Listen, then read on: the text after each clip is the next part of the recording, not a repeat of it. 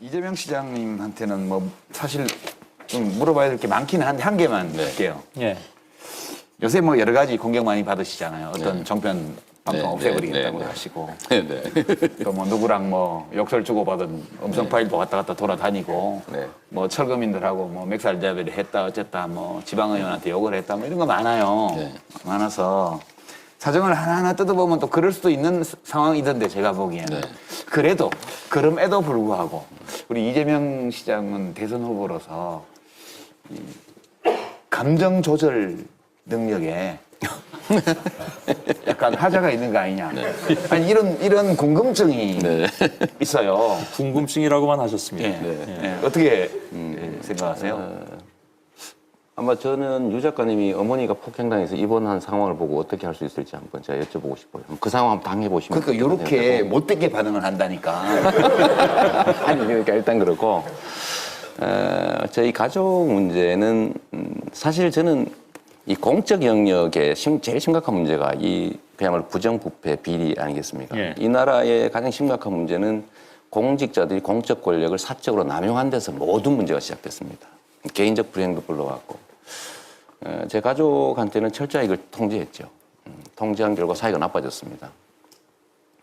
시장의 직위를 이용해서 이익을 보려는 시도를 실제로 뭐 엄청난 연계에서 많이 했고, 그걸 제가 완벽하게 차단했기 때문에 가족 내 분란이 발생했고, 그러다 보니까 약간의 정신적 요소도 개입해서 결국은 이제 어머니를 폭행해서 입원시키는 뭐 그런 현장에서 벌어진 일들이 이제 녹음이 된 거죠.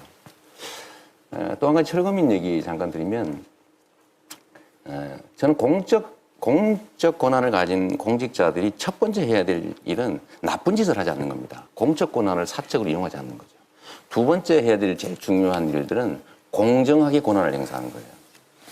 근데 공적 권한이나 자원을 불공정하게 행사하는 것 자체가 또 나라를 망치거든요.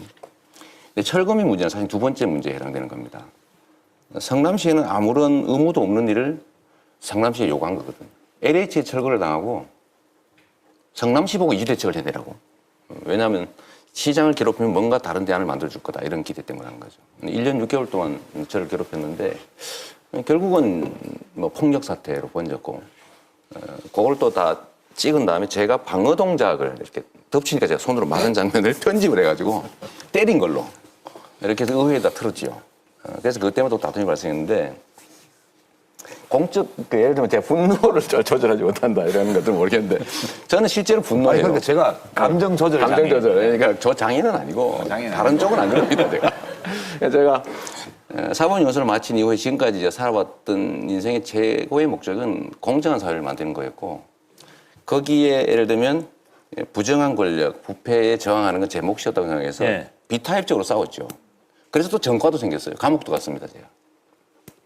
또 예를 들면 가족 문제도 생겼고, 예. 철거 문제도 생겼는데, 감정 통제를 못할 정도는 아니고요. 그게 이제 극단적 알겠습니다. 상황이 되니까 그랬던 거죠.